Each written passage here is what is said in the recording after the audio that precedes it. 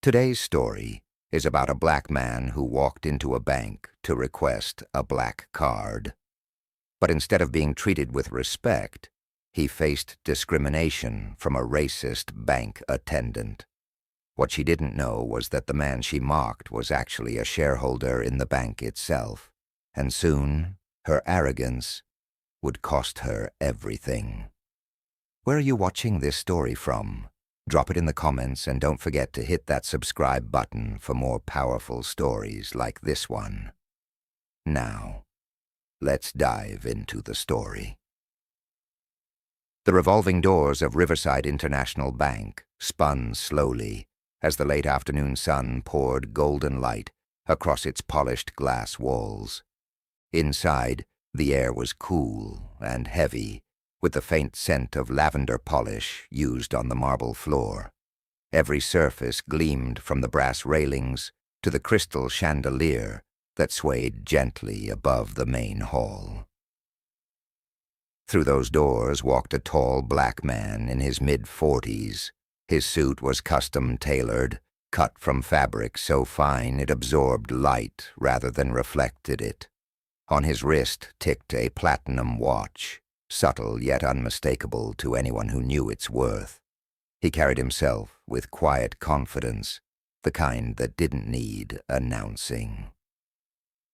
At the customer service desk sat Emily Hartman, a young, ambitious bank attendant with sharp features, immaculate makeup, and an attitude that sometimes cut sharper than her words. She looked up from her computer as the man approached, her lips curling into a polite but brittle smile.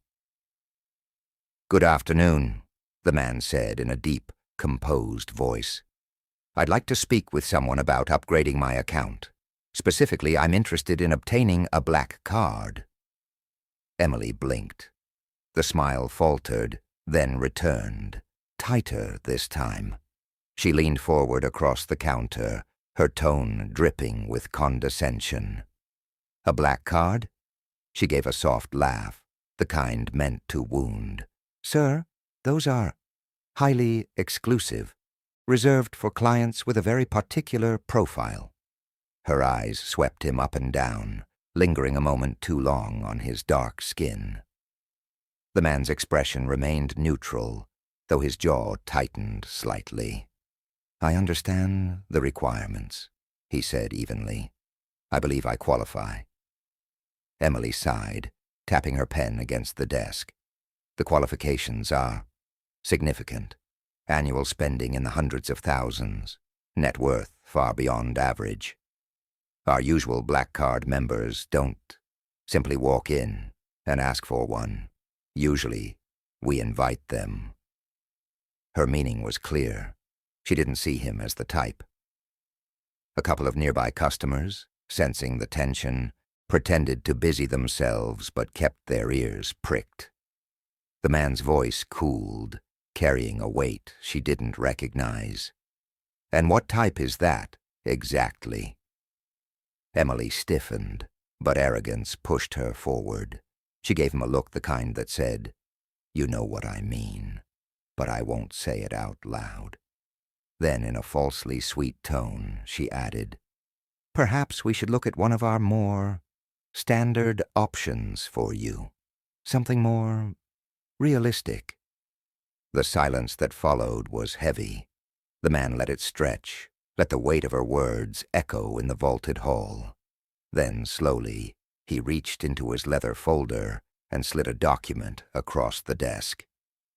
Emily glanced down, expecting tax returns or bank statements she could easily dismiss. But her smirk cracked.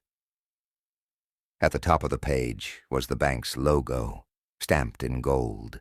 Beneath it, bold letters read, "Board of Directors, Shareholder Statement." And at the bottom, signed in elegant script, "Mr. Jonathan Hayes, Senior Shareholder, Riverside International Bank." Emily's breath caught, her face drained of color. She looked back up at the man, suddenly realizing who stood before her. Not a desperate customer chasing status, not an applicant she could brush aside, This was her employer's employer, a man with power not just to own a black card, but to influence who kept their positions in this building. Jonathan leaned in slightly, his eyes piercing. His voice was steady, but every word struck like a hammer. "You see, Miss Hartman, I don't apply for black cards. I authorize them. In fact, I was one of the people who signed off their issuance years ago. Today, I came here without assistance, without introductions, to see how this institution treats its customers." His gaze hardened. "And what I've seen is prejudice, disrespect, and arrogance." Emily's hands trembled. She opened her mouth, desperate to claw her way back. "Sir, I didn't mean—" Jonathan cut her off with a raised hand. "What you meant doesn't erase what you did. Every customer who walks through these doors deserves respect. You judged me before you even heard me." The red light of the security camera above blinked steadily, recording every second. Jonathan's eyes flicked to it, then back at her. "The board will be reviewing this footage." By now, whispers had spread across the lobby. Other attendants watched from their counters. Customers shifted, murmuring, their eyes wide at the unfolding spectacle. Jonathan picked up the folder and slid it back under his arm. "I'll see you at the next board meeting," he said simply, then turned on his heel and walked toward the exit. His footsteps echoed sharply across the marble, each one punctuating the silence he left behind. Emily sat frozen, her heart hammering in her chest. A shadow fell across her desk. The branch manager, face pale and lips tight, motioned her into his office. "The review." 2 days later, the boardroom of Riverside International Bank was tense. The long oak table gleamed under the bright lights, and at the far end sat Jonathan Hayes, calm but resolute. Around him sat other board members, their expressions ranging from stern to quietly furious. At the center of the room, a large screen flickered to life. The words, "Surveillance Footage Branch 14, appeared in white. The recording played. The board watched as Emily, smug and dismissive, waved Jonathan off. They heard her tone, sharp and belittling. They saw the smirk, the eye roll, the subtle pauses that carried venom without words. Every gesture, every insult, every ounce of contempt. All of it captured in high definition.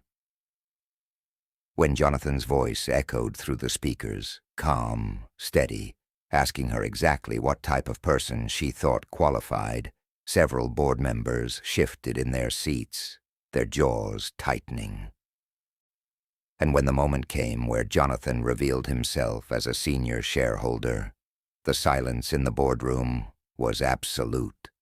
Emily's face on screen drained of color, her arrogance collapsing into panic. The footage stopped. The chairman of the board, an older man with silver hair, turned his gaze toward Emily, who sat trembling at the far end of the room, her hands clenched in her lap. "Miss Hartman," he said slowly, his voice low but cutting. "This is beyond unacceptable. You didn't just insult a shareholder. You insulted every customer who could have walked through that door." Emily's eyes burned with tears. I was just trying to—" Jonathan's voice cut across the room, steady and unflinching.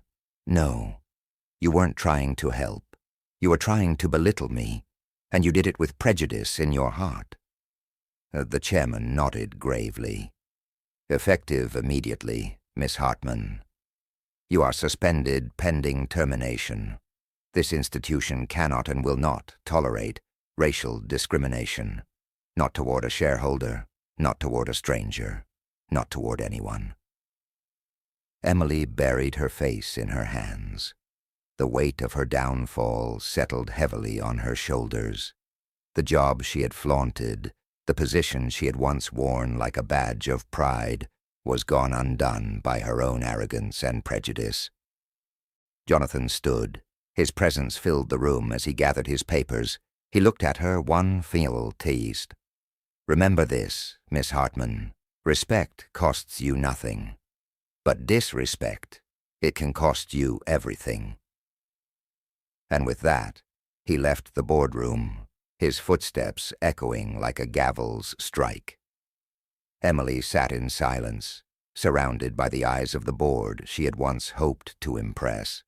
Now, all she had left was the memory of the moment she threw away her future with a smirk and a careless word. What did you think of this story? Share your thoughts in the comments and tell us where you're watching from. Don't forget to subscribe for more stories that inspire, challenge, and reveal the truth about respect, prejudice, and consequences.